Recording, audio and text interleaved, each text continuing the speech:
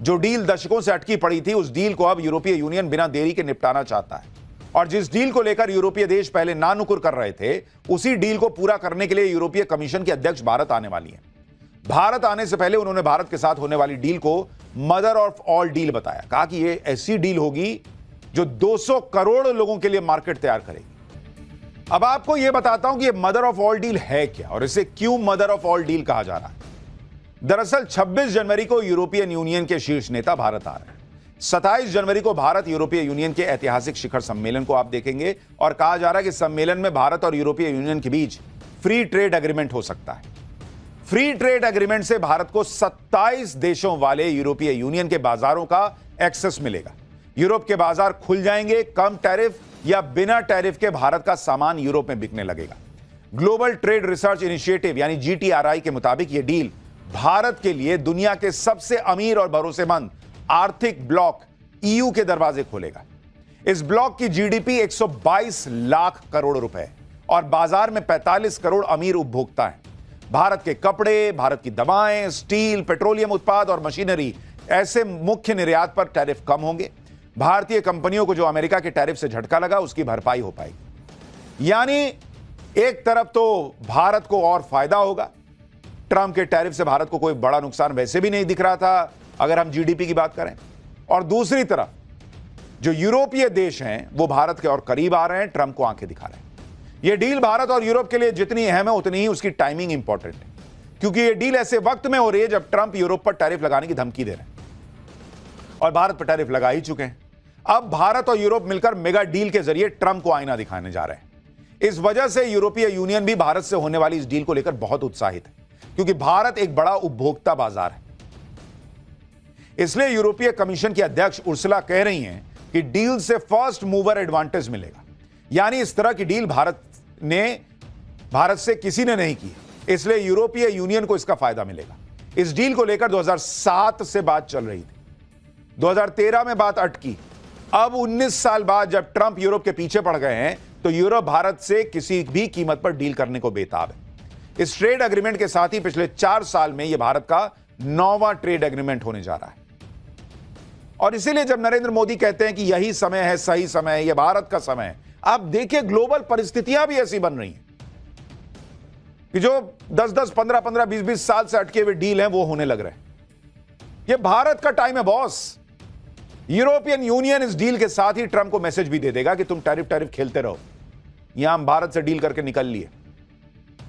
भारत से डील में सबको फायदे का सौदा दिख रहा है, क्योंकि दुनिया भर के अलग अलग सर्वे, रिपोर्ट, रैंकिंग, हर कोई कह रहा है भाई कि नरेंद्र मोदी के भारत में अगर आप इन्वेस्ट कर रहे हैं तो आपकी तरक्की की गारंटी है।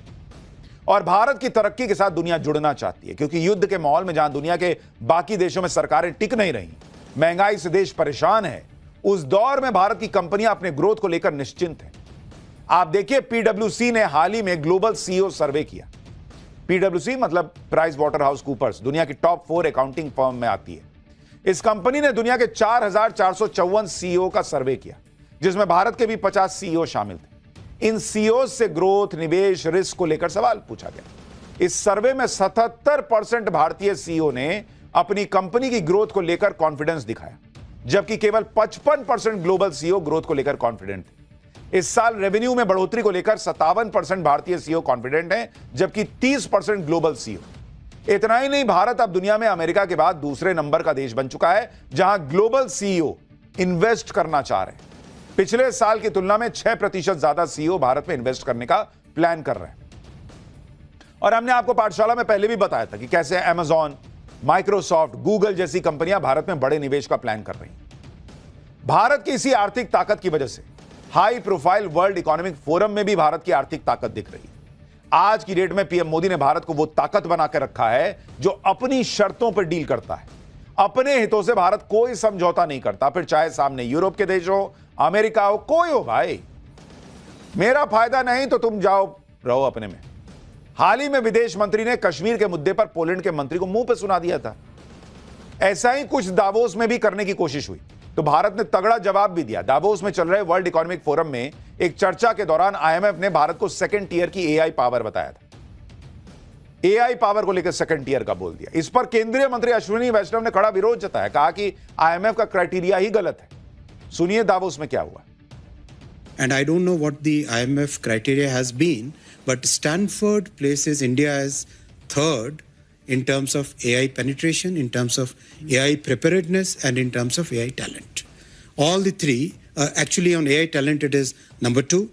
So I don't think your classification in the second bouquet is right. It's actually in the first. यानी भारत इकोनॉमी के मामले में तो नंबर 1 है ही, लेकिन एआई के मामले में भी कोई हमको पीछे समझे, ये भारत को स्वीकार नहीं है। तुरंत मुंह पे जवाब दिया गया।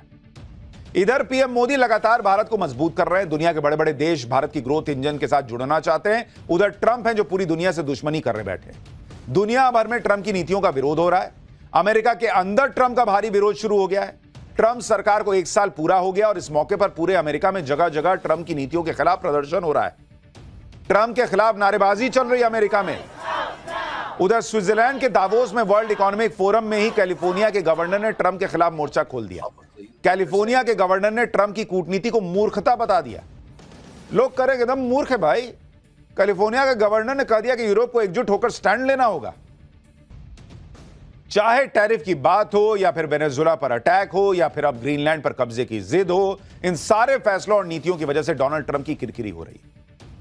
ट्रंप ने अपने सोशल मीडिया प्लेटफॉर्म पर ग्रीनलैंड के कब्जे का पोस्टर डाला था, जिसमें ट्रंप अमेरिकी झंडा लेकर ग्रीनलैंड की धरती पर खड़े दिखाए गए। Probably the biggest statement I made, because people thought I would use force. I don't have to use force. I don't want to use force. I won't use force.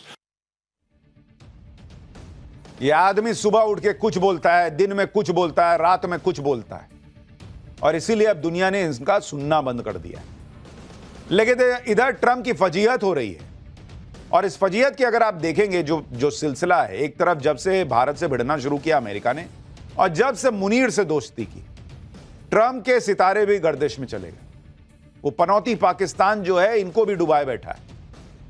Trump की फजीहत तो हो ही रही है, पाकिस्तान और बांग्लादेश की भी इंटरनेशनल बेइज्जती हो रही। पाकिस्तान बांग्लादेश भारत को घेरने निकले थे, लेकिन उनकी खुद की बेइज्जती हो गई। आईसीसी यानी इंटरनेशनल क्रिकेट काउंसिल ने बांग्लादेश और पाकिस्तान की सारी हेकड़ी निकाल दी। आईसीसी ने बांग्लादेश की उस मांग को सिरे से खारिज कर दिया है जिसमें बांग्लादेश ने T20 वर्ल्ड कप के अपने मैच भारत से बाहर शिफ्ट करने की मांग की थी।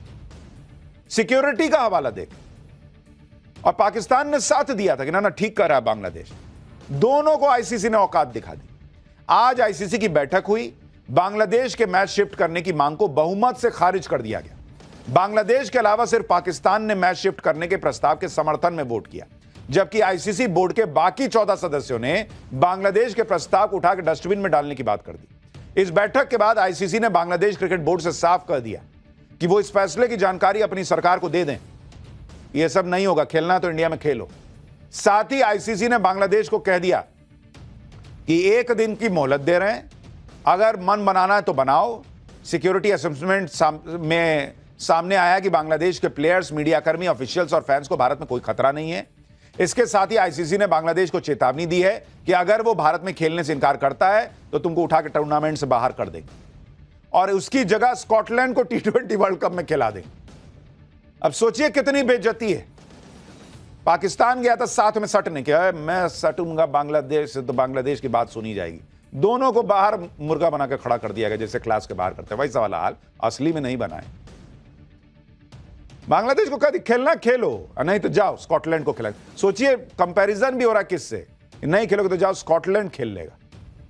T20 वर्ल्ड कप 7 फरवरी से भारत और श्रीलंका में खेला जाना है। टूर्नामेंट में बांग्लादेश को ग्रुप सी में रखा गया है। उसके 3 ग्रुप मैच कोलकाता के ईडन गार्डन स्टेडियम में खेले जाने हैं, जबकि आखिरी ग्रुप स्टेज मैच मुंबई में होना है। इधर पाकिस्तान में ऐसे ऐसे काम हो रहे हैं जिससे पाकिस्तान की अलग छीछा लेदर हो रही है। पाकिस्तान के रक्षा मंत्री ख्वाजा आसिफ ने सियालकोट में पिज्जा हट ब्रांड के एक नए आउटलेट का उद्घाटन किया। देख रहे हैं, रक्षा मंत्री पिज्जा का आउटलेट खोलने गया था, बाकायदा अंदर जाकर मुआयना कर रहे कि पिज्जा हट खुला है। कुछ ही घंटे में पता चला कि पिज्जा हट का आउटलेट फर्जी था। भाई पूरा देश ही फर्जी है भाई। पिज्जा हट का फर्जी आउटलेट रक्षा मंत्री खोला है, क्योंकि उद्घाटन की तस्वीरें वायरल हो रही थी। पिज्जा हट ने पाकिस्तान से कह दिया कि अरे ये तो फर्जी है जी, तुम लोग क्या कर रहे हो। पिज्जा हट कर रहा है कि हमारा कोई लेना देना नहीं है, फर्जी आउटलेट खोले हैं ये लोग। क्या ही देश है भाई, कुछ नाम अलग रख लेते। पिज्जा हट रखे, पिज्जा हट वाले कह रहे हट, ये पिज्जा हट नहीं है। खैर, ये सब तो इंटरनेशनल लेवल पे चल रहा है। अब घर में क्या चल रहा है, पाठशाला में अगली क्लास में आपको बताता हूं। इधर मोदी के हिंदुत्व पर नया अटैक, उधर ओवैसी ने मुस्लिम वोट के ठेकेदारों को खुला ललकार दिया है। भाई, मोदी के हिंदू वोट को तोड़ने और ओवैसी को साथ जोड़ने के लिए इंडी अब वो कर रहा जो किसी ने सोचा ना होगा। अब इसका चैप्टर उधर वर्ल्ड डिप्लोमेसी में ट्रंप को मोदी का तोड़ नहीं दिख रहा, इधर इंडी वालों को देश के अंदर मोदी से कैसे पार पाना है यह समझ नहीं आ रहा। बिहार और महाराष्ट्र ने जिस तरह दिखा दिया कि मोदी के नाम पर आसानी से बढ़ जाने वाला हिंदू आज की डेट में बंटने को तैयार नहीं है, और उधर ओवैसी ने मुस्लिम वोट के साथ अलग खेला कर दिया। पूरे इंडी गठबंधन के पैरों तले मानो जमीन निकली हुई है।